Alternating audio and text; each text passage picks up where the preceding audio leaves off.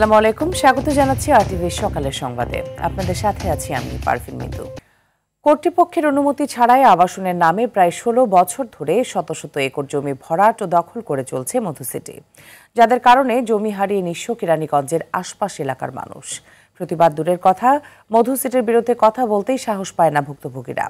রাজুক জেলা প্রশাসন জানায় অবৈধ হাউজিংয়ের বিরুদ্ধে যৌথ অভিযান পরিচালনা করা হবে। আবাসন প্রতিষ্ঠানের অনিয়ম নিয়ে দীপ্তচন্দ্র পালের ধারাবাহিকের শেষ পর্ব ছবি তুলেছেন জহিরুল ইসলাম।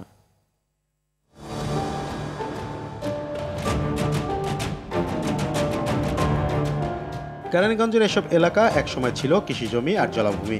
বসিলা ব্রিজ হওয়ার পর থেকে সেখানে শুরু হয় দখল আর জলাভূমি ভরাট। কেরানীগঞ্জের ১২টি ইউনিয়নে ছোট বড় প্রায় ৮০টির মতো আবাসন প্রকল্প গড়ে উঠেছে রাজুকের তথ্য মতে, যার একটিরও অনুমোদন নেই। ২০২২ সালে ১৬টি আবাসন প্রতিষ্ঠানের কাজ বন্ধে ব্যবস্থা নিতে জেলা প্রশাসন ও পুলিশ সুপারকে চিঠি দেয় রাজুক। সেই চিঠির ৩ বছর পর কেরানীগঞ্জ এলাকায় গিয়ে দেখা যায় জমি ও জলাশয় ভরাট চলছে আগের মতোই। মাইলের পর মাইল শুধু মধুসিটির সাইনবোর্ড। লাঠি তার মাটি তার মুরব্বীরা কইতো জাল লাঠি তার মাটি দেখেছেন, একটা সাইনবোর্ড গেড়ে দিল, শেষ। আর তো কি কথা করার মতো শক্তি নেই। একটা সাইনবোর্ডে কিন্তু কেউ ধরে নেই, বুঝছেন? লোক আছে, ওরা ওই যে মাসে মাসে ৫,০০০, ১০,০০০, ১৫,০০০ টাকা বেতনে চাকরি করে। এলাকাবাসীর অভিযোগ, জোর করে জমি দখল নিয়ে সাইনবোর্ড টানিয়ে দেয় মধুসিটির কর্মীরা। বাদ যায়নি বীর মুক্তিযোদ্ধারাও। প্রতিটা জমির এই পাশ চারপাশেই সাইনবোর্ড দিয়ে তার দখলবাজি। মধুসিটি আমাদের জমি ভরাট করে ফেলছে, প্রতিবাদ করতে গিয়ে আমাদের মামলা দিয়েছে। শুধু মধুসিটি নয়, পাশের মিলেনিয়াম সিটির পুরোটাই গড়ে উঠেছে বিল ভরাট করে। পুরো বিলই এখন বালুর নিচে। যে সঙ্গে সরকারি নির্বাচন এলো না, হ্যাঁ, সেই সঙ্গে রাত্রে বসে দিচ্ছে রাত্রে। অভিযোগের ব্যাপারে জানতে চাইলে মধুসিটি ও মিলেনিয়াম সিটির কাউকেই পাওয়া যায়নি। রাজুকের দাবি, অবৈধ আবাসনের বিরুদ্ধে তাদের অভিযান চলছে। এই ধরনের যে অবৈধ কার্যক্রম হচ্ছে, এটা কিন্তু আমাদের নিয়মিত পরিদর্শন টিম আছে, তারা তদারকি করে যখনই আমাদের নজরে আসে সেখানে কিন্তু মোবাইল কোর্টের মাধ্যমে উচ্ছেদ করা হয়। যেমন মিলেনিয়াম সিটি, তার যে নিবন্ধন ছিল, তাদের এই অবৈধ কার্যক্রমের জন্য কিন্তু আমাদের নিবন্ধন আমরা বাতিল করেছি এবং সেখানে কিন্তু উচ্ছেদ কার্যক্রমও করা হয়েছে। মধুসিটিকে আমরা ৩ বার উচ্ছেদ করেছি এবং আর্থিক জরিমানা সেখানে করা হয়েছে। সরকারি খাস জমি, নদীর জমি উদ্ধারে যৌথ অভিযানের পরিকল্পনার কথা জানালেন জেলা প্রশাসক। এবং সংশ্লিষ্ট সমস্ত দপ্তর নিয়ে আমরা ড্রাফট আপনার খালের কর্ম পরিকল্পনা তৈরি করতেছি। খালের এই যে মেগা কর্ম পরিকল্পনা, এটা তৈরি করে সরকারের কাছে সাবমিট করব এবং সেই অনুযায়ী আমাদের কাজ শুরু হবে। তো সেই ক্ষেত্রে যেখানে যেটা পড়বে সেই অনুযায়ী সেটার ব্যবস্থা নেওয়া হবে।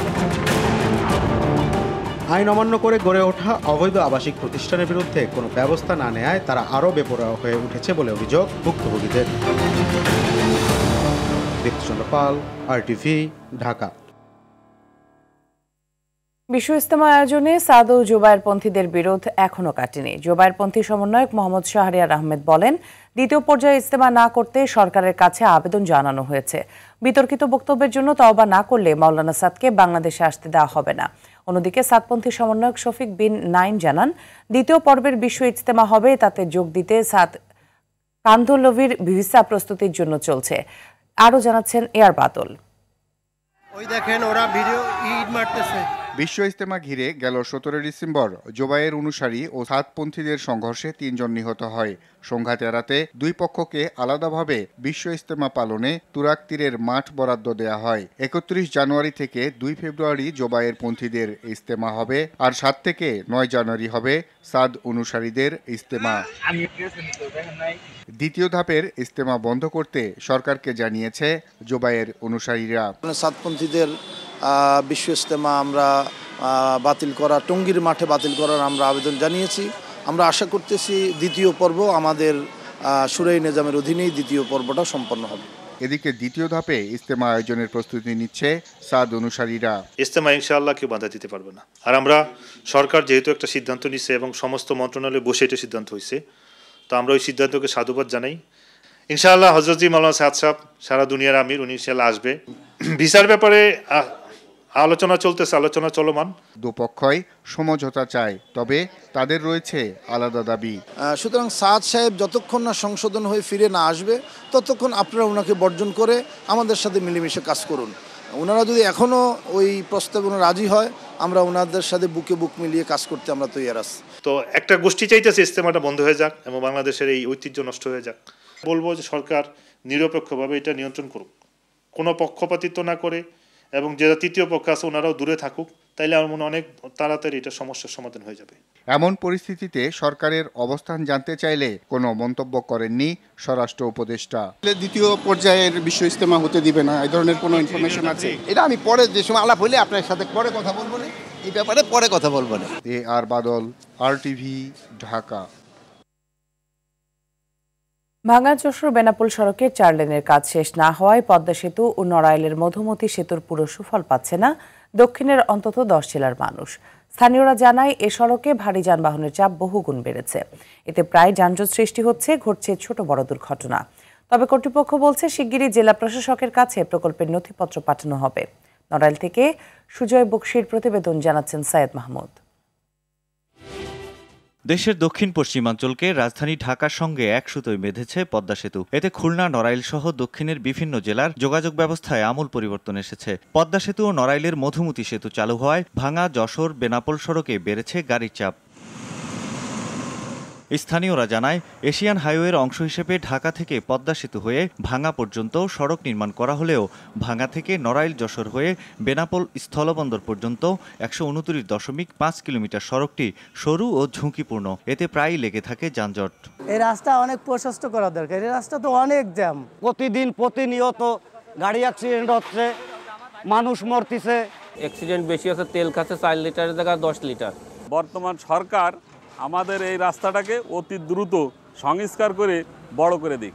আগে তো কোনো পরিবহনের গাড়ি চলতো না, মনে করেন 2 বা 3টা পরিবহনের গাড়ি চলতো। এখন এমন কোনো পরিবহন নাই, মানে শত হাজার হাজার গাড়ি বলা চলে, এখন প্রতিনিয়ত চলে। আসলে এই রাস্তা যদি এক্সটেনশন না করা হয়, এই নড়াইল জেলার জন্য বড় চ্যালেঞ্জ। 4 লেন প্রকল্পের অগ্রগতির বিষয়ে সড়ক বিভাগ জানায় এরই মধ্যে জেলা প্রশাসকের কাছে প্রকল্পের নথিপত্র পাঠানোর প্রস্তুতি শেষ হয়েছে। ইতিমধ্যে আমরা প্রশাসনিক অনেক দূর এগিয়ে গেছি। ডিসি অফিসে আমরা অলরেডি প্রস্তাবনার জন্য কাগজপত্র রেডি করতে সমর্থ হয়েছি। Syed Mahmud, RTV।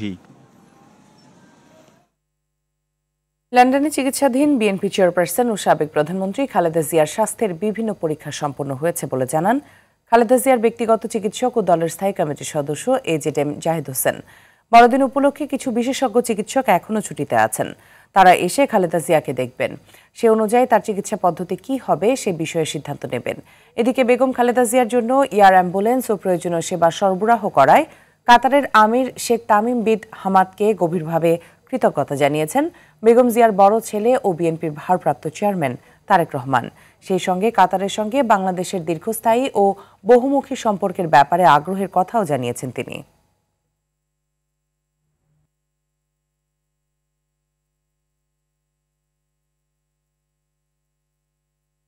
BNP chairperson দেশনেত্রী বেগম খালেদা জিয়া দি লন্ডন ক্লিনিকে গতকালকে 10:30-11টার দিকে ভর্তি হয়েছেন।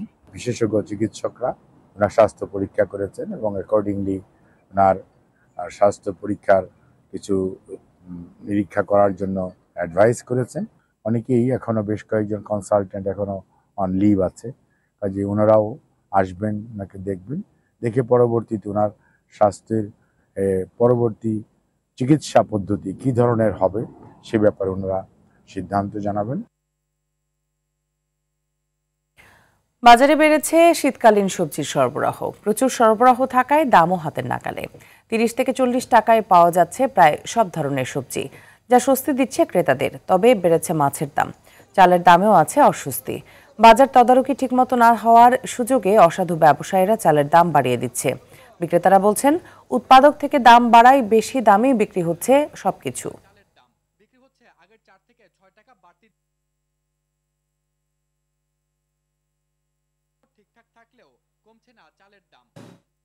দর্শক, বাজারের সার্বিক বিষয়ে আরও জানাতে এই মুহূর্তে কারণ বাজার থেকে সরাসরি যোগ দিচ্ছেন সহকর্মী আশিকুল আলম ও খুলনা থেকে SM মনিরুজ্জামান। শুরুতেই যাব আশিক, আপনার কাছে। বাজারে কোন কোন পণ্যের দাম বাড়লো কমলো আর ক্রেতা বিক্রেতারা কি বলছেন?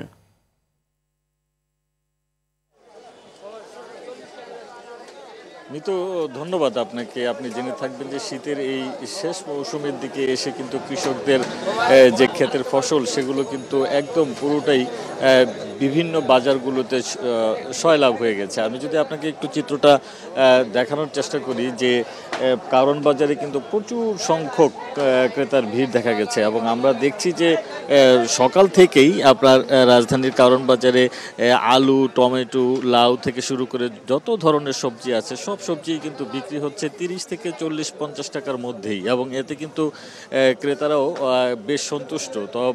তবে অনেকেই বলছেন যে সারা বছর তো আসলে এরকম পরিস্থিতি থাকে না, সেদিক থেকে কিন্তু অনেকটাই তারা এখন স্বস্তিতে আছেন এবং যে কিছুদিন আগেও যে আলু নিয়ে একটি বিতর্ক হয়েছিল এবং বাজারে কিন্তু বেশ প্রভাব পড়েছিল, সেই আলু কিন্তু এখন 40 টাকা কেজিতে বিক্রি হচ্ছে। এছাড়া শসা যেটি 80 টাকা 100 টাকা কেজিতে বিক্রি হতো, সেই শসা কিন্তু এখন 35-40 টাকা কেজিতে বিক্রি হচ্ছে। বিক্রেতারাও বলছেন যে তারা প্রচুর সংখ্যক সবজি আমদানি হওয়াতে তারা বেশ খুশি এবং ক্রেতারাও কিন্তু কিনে বেশ সন্তুষ্ট তারা। এবং আরেকটি বিষয় জানিয়ে রাখি বিতো আপনাকে, এর মধ্যে কিন্তু বাজারে গেল সপ্তাহে 350 থেকে 60 টাকা দরে যে মুরগি বিক্রি হতো সেটি কিন্তু এখন সোনালী মুরগি সেটি বিক্রি হচ্ছে 320 থেকে 30 টাকার মধ্যে এবং ব্রয়লার বিক্রি হচ্ছে 190 টাকা থেকে 200 টাকা কেজিতে। এছাড়া আপনাকে একটু জানিয়ে রাখি মিতু যে চালের বাজারে স্বস্তি ফেরাতে কিন্তু সরকারের পক্ষ থেকে যে ব্যবস্থা নেওয়া হয়েছে, যে আমদানির ক্ষেত্রে যে শুল্ক সেটি যে প্রত্যাহার করা হয়েছে ব্যাপক আকারে, সেটির কিন্তু প্রভাব বাজারে পড়েনি। চালের দাম কিন্তু এই সময়টায় যেমনটা থাকার কথা, আসলে যে কমতির দিকে থাকার কথা সেরকমটা নেই। সব ধরনের চালেই কিন্তু মোটামুটি 2 থেকে 3 টাকা, কোনো চালে কিন্তু 4 টাকা পর্যন্ত বেড়েছে। সেই জায়গাটাই কিন্তু ক্রেতাদের একটা অস্বস্তি কাজ করছে। তো সেটির বিষয়ে সরকারের পক্ষ থেকে যাতে ব্যবস্থা নেওয়া হয় সেটি কিন্তু ক্রেতারা সরকারের কাছে আহ্বান জানাচ্ছেন এবং বাজার মনিটরিংয়ে যারা রয়েছেন তারাও যাতে এত তৎপর হন সেই বিষয়টির উপর নজর দেওয়ার প্রতি তারা আহ্বান জানাচ্ছেন। তো মিতু, এই ছিল আমার কাছে রাজধানীর কারওয়ান বাজার থেকে। এখন খুলনা থেকে আমাদের সাথে যুক্ত হবেন মনিরুজ্জামান, তার কাছ থেকে জানবো খুলনার বাজার পরিস্থিতি। মনির। আলম, যেমনটা বলছিলেন ঢাকার মতো এই মুহূর্তে কিন্তু খুলনায় শীতকালীন সবজির দাম কিছুটা কমেছে। আমি এই মুহূর্তে দাঁড়িয়ে আছি খুলনা নগরীর দৌলতপুর বাজার এলাকায়। আমি সকাল থেকে এই বাজারে এসে দেখেছি সবজির দাম কিন্তু প্রতি কেজি আলু 30 টাকা, বেগুন 40 টাকা, সিম 30 থেকে 60 টাকা, শসা 40 টাকা, গাজর 40 টাকা, ফুলকপি 20 টাকা, পাতাকপি 20 টাকা দরে বিক্রি হচ্ছে। সেই সঙ্গে কিন্তু পেঁয়াজের দামও, নতুন পেঁয়াজ 50 থেকে 55 টাকা দরে বিক্রি হচ্ছে, রসুন 280 টাকা দরে বিক্রি হচ্ছে। সেই সঙ্গে কিন্তু কিছু কিছু পণ্যের দাম বৃদ্ধি পেয়েছে, যেমন চাল প্রতি কেজি চাউল 3 থেকে 5 টাকা 7 টাকা প্রকার ভেদে বৃদ্ধি পেয়েছে। প্রতি কেজি সয়াবিন তেলের দামও কিন্তু প্রায় 5 টাকা, খোলা সয়াবিন তেল এবং বোতলজাত যে সকল সয়াবিন তেল রয়েছে সেই সকল সয়াবিন তেলও কিন্তু বোতলের গায়ে যে মূল্য রয়েছে সেই মূল্যের অধিক দরে বিক্রি করছে বিক্রেতারা। সেই সঙ্গে ডাউলের দাম বৃদ্ধি পেয়েছে, তবে দাম কমেছে চিনির দাম এই মুহূর্তে। সব মিলিয়ে খুলনার যে শীতকালীন সবজির দাম যে কমাতে কিন্তু সাধারণ ক্রেতারা এসে সন্তুষ্টি প্রকাশ করেছেন। সেই সঙ্গে কিন্তু চাউল, ডাউল, তেল সহ অন্যান্য যে সকল পণ্যের দাম বৃদ্ধি পেয়েছে, যেমন পোলট্রি মুরগির দাম বৃদ্ধি পেয়েছে, প্রতি কেজিতে 10 থেকে 15 টাকা দাম বৃদ্ধি পেয়ে 190 টাকা দরে বর্তমান বিক্রি হচ্ছে। প্রতি কেজি গরুর মাংসের দাম 700 টাকা, মাছের দামও কিন্তু কিছুটা বৃদ্ধি পেয়েছে। শুধুমাত্র সবজি বাদে অন্যান্য প্রায় নিত্য প্রয়োজনীয় প্রায় অনেক পণ্যের দামে বৃদ্ধি পেয়েছে, যার ফলে ক্রেতারা বাজারে এসে সন্তুষ্টি প্রকাশ করেছেন সবজির দামে। কিন্তু অন্যান্য চাল, ডাউল, তেল কিনতে চেয়ে তারা কিন্তু অনেকটা অসন্তুষ্টি প্রকাশ করেছেন। তারা বলেছেন যে ভরা মৌসুম ও চাউলের দাম যেভাবে ঊর্ধ্বগতি, সেজন্য তারা বাজার মনিটরিং এর জোর দাবি জানিয়েছেন। আপনারা জানেন যে বাজার মনিটরিং এর জন্য যে সকল ভোক্তা অধিদপ্তর সহ যে সকল দপ্তর অভিযান পরিচালনা করে থাকে তারা কিন্তু মাঝে মাঝে পরিচালনা করে থাকে, এটা বাড়ানোর জন্য সাধারণ ক্রেতারা কিন্তু সরকারের প্রতি দাবি জানিয়েছেন। মিতু, এই ছিল খুলনা থেকে বাজার দরের সর্বশেষ তথ্য। মিতু, আপনাদের দুজনকে অসংখ্য ধন্যবাদ আমার সাথে যুক্ত হবার জন্য। তীব্র শীতে কাঁপছে উত্তরাঞ্চল। সর্ব উত্তরের জেলা পঞ্চগড়ের সর্বনিম্ন তাপমাত্রা রেকর্ড হয়েছে 7.8 ডিগ্রি সেলসিয়াস। চুয়াডাঙ্গায় অব্যাহত রয়েছে মৃদু শৈত্যপ্রবাহ। ঘন কুয়াশার হিমেল হাওয়ায় বিপর্যস্ত জনজীবন। হাসপাতালে বেড়েছে শীতজনিত রোগী। এই জেলায় সর্বনিম্ন তাপমাত্রা রেকর্ড করা হয়েছে 9.3 ডিগ্রি সেলসিয়াস। নওগাঁয় দিনের সূর্যের দেখা পেলেও সন্ধ্যা থেকে সকাল পর্যন্ত তীব্র শীত অনুভূত হচ্ছে। দিনাজপুরে মাঝারি শৈত্যপ্রবাহ বইছে, সবচেয়ে বেশি বিপাকে নিম্নবিত্তরা। হিলিতে তীব্র শীত আর ঘন কুয়াশায় সারাদিন দেখা মিলছে না সূর্যের। কুড়িগ্রামে ঘন কুয়াশা না থাকলেও বেড়েছে শীত। শীতের কারণে প্রয়োজন ছাড়া ঘর থেকে বের হচ্ছে না মানুষজন, এতে ব্যাহত হচ্ছে স্বাভাবিক কাজকর্ম। মেহেরপুরে ঘন কুয়াশার তীব্র শীতে বোরো ধানের বীজতলা ক্ষতিগ্রস্ত হচ্ছে, এতে ধান আবাদ নিয়ে বিপাকে কৃষকরা। এ বিষয়ে বিস্তারিত জানাতে মেহেরপুর থেকে সরাসরি যুক্ত হচ্ছেন সহকর্মী মাজেদুল হক মানিক। মানিক, শীতের প্রভাবে বীজতলাগুলোর কি অবস্থার, কৃষকরা কি বলছেন? আমরা গত কয়েকদিন থেকে দেখেছি যে শীতের তীব্রতা বাড়ার সাথে সাথেই বীজতলার যে প্রকৃত যে রূপ, সেই প্রকৃত রূপ কিন্তু পরিবর্তন হওয়া শুরু করেছে। বিশেষ করে ঘন কুয়াশার কারণে যেমনি বীজতলার যে ধানের চারা মারা যাচ্ছে, তেমনি কিছু কিছু ধানের চারা সেটা হচ্ছে ছোট হয়ে আসছে, অর্থাৎ তার যে পাতা সেটা পুড়ে ছোট হয়ে আসছে। অনেক ক্ষেত্রে তার শিকড় পর্যন্ত মানে পুড়ে সেই চারা নষ্ট হয়ে যাচ্ছে। আমরা চাষিদের সাথে কথা বলেছি, চাষিরা বলছেন যে এরকম যদি শৈত্যপ্রবাহ এবং কুয়াশা যদি অব্যাহত থাকে, সেক্ষেত্রে বোরো ধান আবাদে কিন্তু বড় ধরনের একটা ধাক্কা খেতে যাচ্ছেন কৃষকরা। তবে এখানে একটু আশার কথা জানিয়ে রাখি যে আমরা দেখেছি যে দেশের বিভিন্ন স্থানে পলিথিন প্রযুক্তিতে বীজতলা তৈরি হয়, পলিথিন এবং বেড প্রযুক্তিতে, সেটা কিন্তু আমাদের এই মেহেরপুর জেলায় সেটার কিন্তু পরিমাণ কম। তবে এবছরে অনেক কৃষক পলিথিন দিয়ে বীজতলা বা ঢাকার যে প্রযুক্তি সেটি ব্যবহার করছেন এবং মাঠ পর্যায়ে তার ফলাফল কিন্তু অসাধারণ ফলাফল হয়েছে। যে চারাগুলো পলিথিন দিয়ে ঢাকা রয়েছে সেগুলো অনেক ভালো আছে, সতেজ তরতাজা রয়েছে এবং পলিথিনের বাইরে যে চারাগুলো, সেই চারাগুলোর বেশিরভাগ ক্ষেত্রে কিন্তু চারা মারা যাচ্ছে। কৃষি বিভাগের সাথে আমরা কথা বলেছি, তারা বলেছেন যে চাষিদেরকে তারা সচেতনতার মাধ্যমে বড় বীজ তোলা নিয়ে যদি আরেকটু আন্তরিক হওয়া যায়, বীজের চারার যদি আরেকটু যত্নশীল হওয়া যায়, তাহলে কিন্তু এটা বলা এটা করা সম্ভব। এই ছিল মিতু আমার কাছে বীজতলা নিয়ে খবর। অসংখ্য ধন্যবাদ আপনাকে।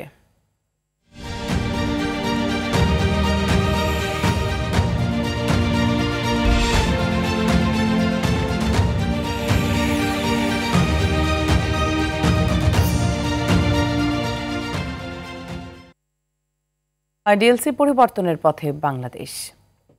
অন্তর্বর্তী সরকার ক্ষমতায় আসার পর বিভিন্ন ক্ষেত্রে লেগেছে পরিবর্তনের ছোঁয়া।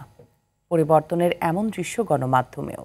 আগে যেমন বাংলাদেশ টেলিভিশনের দুপুর 2টার সংবাদ সব বেসরকারি টেলিভিশন চ্যানেলে প্রচার বাধ্যতামূলক ছিল, সেই বাধ্যবাধকতা এখন আর নেই।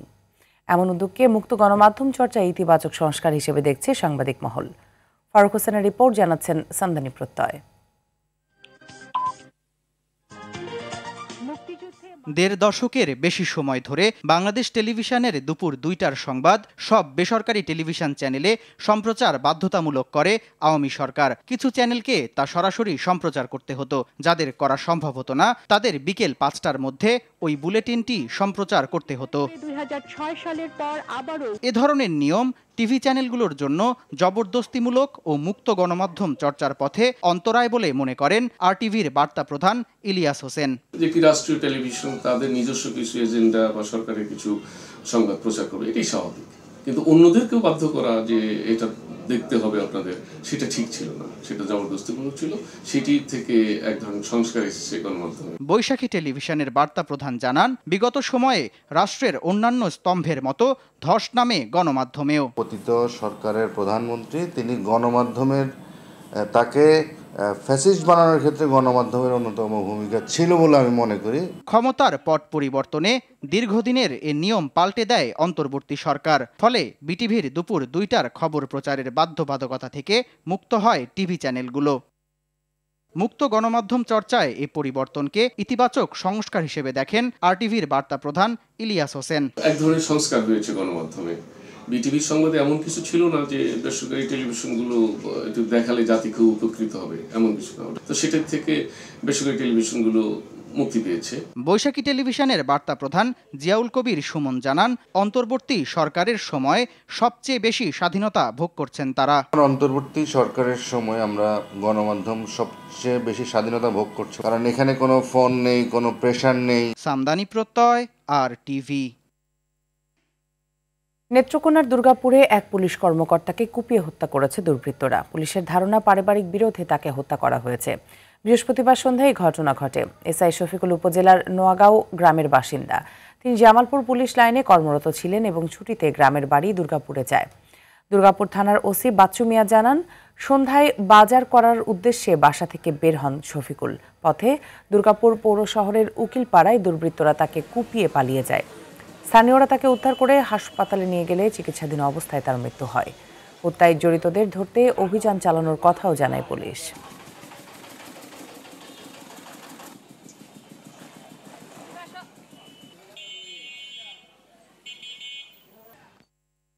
আন্তর্জাতিক প্রসঙ্গ। মিয়ানমারের রাখাইন রাজ্যের দেশটির সামরিক বাহিনীর বিমান হামলায় অন্তত 40 জন নিহত হয়েছে। আহত হয়েছেন এলাকাটির আরও 20 জন বাসিন্দা। গেল বুধবার রাজ্যের আরাকান আর্মির নিয়ন্ত্রণে থাকা রামরি টাউনশিপে এই ঘটনা ঘটে। স্থানীয় সংবাদ মাধ্যম ইরাবতীর এক প্রতিবেদন বলছে, বোমাবর্ষণের পর দ্রুতই চারদিকে আগুন ছড়িয়ে পড়ে। ধ্বংসপ্রাপ্ত হয়েছে অন্তত 500 বাড়ি।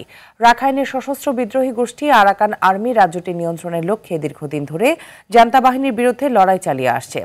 ইতোমধ্যে রাখাইনের রাজধানী সিত্তের সঙ্গে রাজ্যের অন্যান্য অঞ্চলকে বিচ্ছিন্ন করে ফেলেছে এই বিদ্রোহী গোষ্ঠী।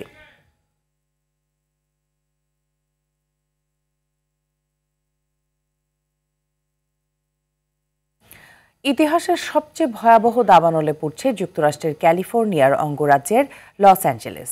বিনোদন জগতের কেন্দ্র হিসেবে পরিচিত লস অ্যাঞ্জেলেসের এই দাবানলের সূত্রপাত হয় গেল মঙ্গলবার। বৃহস্পতিবার পর্যন্ত সেখানে 6টি আলাদা দাবানল সৃষ্টি হয়েছে। মরার উপর খাড়ার ঘা হয়ে দাঁড়িয়েছে প্রচণ্ড গতিতে বয়ে চলা ঝড়। ঝোড়ো বাতাসে হু হু করে ছড়িয়ে পড়ছে আগুন। এখন পর্যন্ত 5 জনের মৃত্যু হয়েছে। আগুনে পুড়ে ছাই হয়ে যাচ্ছে বহু মূল্যের ঘর ও গাড়ি। এরই মধ্যে ক্ষতি হয়েছে $50 বিলিয়ন সম্পদ। শহরের 1,79,000-এর বেশি বাসিন্দাকে নিরাপদে সরে যেতে বলা হয়েছে। ফিলিস্তিনের গাজা উপত্যকায় ইসরায়েলি বর্বর হামলায় নতুন করে অন্তত 70 জন ফিলিস্তিনি নিহত হয়েছেন। এতে করে উপত্যকাটিতে নিহতের সংখ্যা মোট 46,000 ছাড়িয়ে গেছে। বৃহস্পতিবার এ তথ্য জানিয়েছে বার্তা সংস্থা আনাদোলো। প্রতিবেদন বলছে, 2023 সালের অক্টোবর থেকে চলা এই হামলায় আহত হয়েছেন আরও লক্ষাধিক ফিলিস্তিনি। ফিলিস্তিনি স্বাস্থ্য কর্তৃপক্ষ মনে করছে, গাজা উপত্যকা জুড়ে ধ্বংস হওয়া বাড়ির ধ্বংসস্তূপের নিচে এখনও 10,000-এরও বেশি লোক নিখোঁজ রয়েছেন। মূলত গাজায় অবিলম্বে যুদ্ধবিরতির দাবি জানিয়ে জাতিসংঘের নিরাপত্তা পরিষদের প্রস্তাব সত্ত্বেও ইসরায়েল অবরুদ্ধ এই ভূখণ্ডে তার নৃশংস আক্রমণ অব্যাহত রেখেছে। খেলার খবরে বিপিএল প্রসঙ্গ। বাংলাদেশ প্রিমিয়ার লিগ ক্রিকেটে আলাদা ম্যাচে আজ মাঠে নামবে খুলনা টাইগার্স ও ঢাকা ক্যাপিটালস। সিলেট আন্তর্জাতিক স্টেডিয়ামে দিনের প্রথম ম্যাচে মুখোমুখি হবে দুর্বার রাজশাহী খুলনা টাইগার্স। 2 ম্যাচে দুটিতেই জয় নিয়ে তালিকার 3-এ খুলনা। জয়ের ছন্দ ধরে রেখে পয়েন্ট তালিকায় এগিয়ে যেতে চায় মিরাজের বাহিনী। আর তালিকায় 5-এ থাকা রাজশাহী নিজেদের অবস্থার পরিবর্তন করতে এই ম্যাচে জয়ের বিকল্প ভাবছে না। দুপুর 2টায় শুরু হবে ম্যাচটি। সিলেট আন্তর্জাতিক স্টেডিয়ামে দিনের অন্য ম্যাচে স্বাগতিক সিলেট স্ট্রাইকার্স লড়বে ঢাকা ক্যাপিটালসের বিপক্ষে। দুদলই আসরে এখনও জয়ের দেখা পায়নি, তাই এই ম্যাচে প্রথম জয় পেতে লড়বে 2 দল। সন্ধ্যা 7টায় শুরু হবে ম্যাচটি।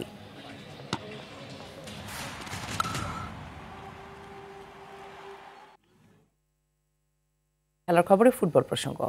বাংলাদেশ প্রিমিয়ার লিগ ফুটবলে তালিকার শীর্ষস্থান ধরে রাখতে মাঠে নামবে মোহামেডান। মুন্সিগঞ্জের শহীদ বীরশ্রেষ্ঠ ফ্লাইট লেফটেন্যান্ট মতিউর রহমান স্টেডিয়ামে রহমতগঞ্জের মুখোমুখি হবে দিয়ারবাতে রানারা। 6 ম্যাচে শতভাগ জয় নিয়ে তালিকার শীর্ষে সাদা কালোরা। এই ম্যাচেও জয়ের ছন্দ ধরে রাখতে চায় মোহামেডান। আর রহমতগঞ্জের মিশন জয় নিয়ে শীর্ষস্থানে পা রাখা। দুপুর 3:45টায় শুরু হবে ম্যাচটি। একই সময় আলাদা ভেন্যুতে ফর্টিসের মুখোমুখি হবে পুলিশ ফুটবল ক্লাব ও ব্রাদার্স ইউনিয়ন লড়বে ঢাকা ওয়ান্ডার্সের বিপক্ষে।